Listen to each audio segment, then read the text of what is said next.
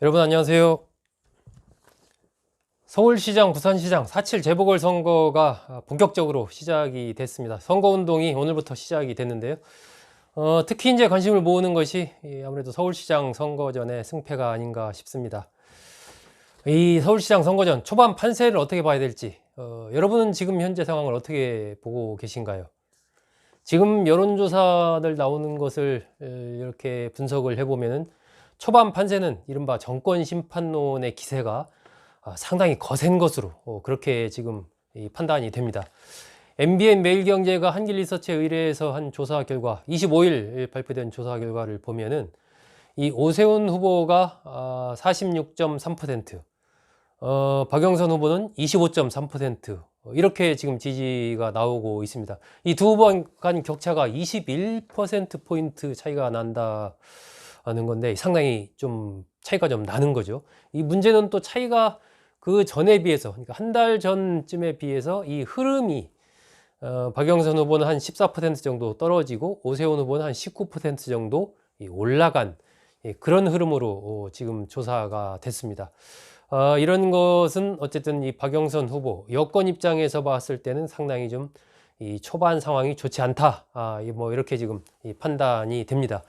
그 이유는 역시 이 부동산 민심이 가장 큰 것으로 그렇게 분석할 수 있을 것 같습니다. 일단 집값이 많이 올랐고 그에 따라 또 세금도 같이 또 올랐고 이런 부분이 굉장히 이 수도권, 이 서울의 민심에 좀 악영향을 끼치고 있지 않나 이렇게 판단이 됩니다. 거기에 더해서 이제 윤석열 전 검찰총장이 이 사직을 하고 나온 부분, 또 북한에서 또 뭐 미사일 쏘고 이런 부분들도 좋은 여권으로서는 좋은 징조가 아닌 거죠. 이런 등등이 이제 버무려지면서 이른바 정권 심판론, 그 여론이 상당히 좀 거세게 지금 흘러가고 있다. 이렇게 보여집니다. 거기다가 이제 이 여권에서 이 박원순 전 시장의 성추행 사건과 관련해서 여러 가지 뭐 사과도 하고 했지만 그런 부분들이 좀 말끔하게 이렇게 정리가 안 되면서 임종석 전 비서실장이라든지 이런 분들이 계속해서 이제 이 박원순 전 시장에 대해서 우호적인 그런 글들을 이제 SNS에 올리고 이러한 모습들이 일반 중도층 유권자 또 합리적인 유권자들이 보기에 과연 이 어떤 이번 보궐선거가 있게 된 근본 원인이라든지 그러한 이 성추행 부분에 대해서 현재 박영선 후보나 민주당의 입장이 뭔가 좀 명쾌하지 못하다 이런 판단을 하고 있는 것도 상당히 좀 영향을 미치고 있는 것으로 그렇게 분석이 됩니다. 이 여성들의 지지가 어쨌든 이 박영선 후보에 대한 여성들의 지지가 하향 추세인 것이 이제 그러한 반증으로 볼 수 있지 않나 하는 생각이 듭니다. 이 어쨌든 이 초반 판세 이런 부분들을 뚫고 나가기 위해서는 이 박영선 후보로서는 여러 가지 참 이 고민이 좀 있을 것으로 보이는데 일단은 뭐 맞춤형 공약을 지역별 맞춤형 공약 이런 걸 던져가면서 지지층 이른바 집토끼들을 최대한 끌어모아서 투표장으로 좀 이끄는 그런 쪽으로 현재 전략을 잡고 있는 것으로 보입니다. 이게 일종의 이제 뭐랄까요? 이 전쟁으로 치면 좀 이 지상전의 형태인 거죠.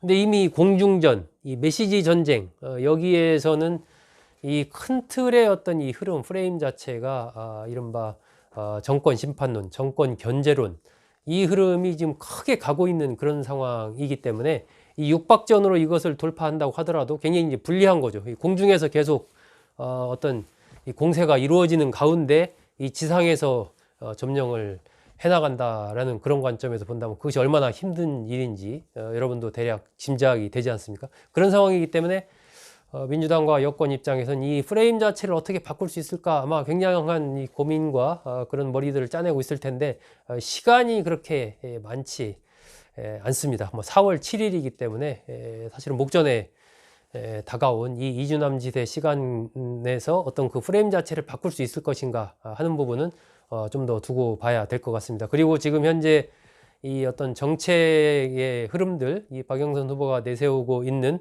10만 원 기본소득 지급 문제라든지 유치원 무상급식 문제라든지 또 21분 컴팩트 시티 수직 정원의 문제, 이런 것들이 이 서울 시민들한테 어떤 영향을 줄 것인가, 과연 강한 어떤 흡인 요소로 작용할 것인지 제가 보기엔 좀 약하지 않나 싶습니다.